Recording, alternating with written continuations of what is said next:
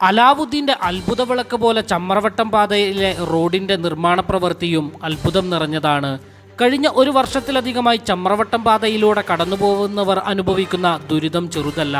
ചമ്രവട്ടം മുതൽ ആലിങ്ങൽ വരെ റോഡ് പൂർണ്ണമായും തകർന്നിരുന്നു. അപ്രോച്ച് റോഡിൻ്റെ കാര്യം പറയാൻ പോലും കഴിയാത്ത അവസ്ഥയായിരുന്നു. പാലത്തിനു സമീപത്തായി ഉണ്ടായിരുന്ന വഴിയോര കച്ചവട സ്ഥാപനങ്ങൾ ഈ പാത ഒന്ന് കാരണം പൂട്ടേണ്ടി വന്നു.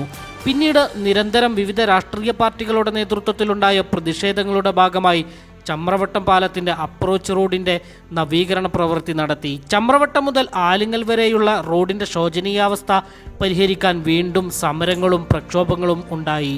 ഇതിൻ്റെ ഭാഗമായി ആഴ്ചകളോളം ആലിങ്ങൽ മുതൽ ചമ്രവട്ടം വരെ റോഡ് അടച്ചിട്ട് നവീകരണ പ്രവൃത്തി നടത്തിയെങ്കിലും ഇപ്പോഴും യാത്രക്കാർ ദുരിതത്തിലാണ്.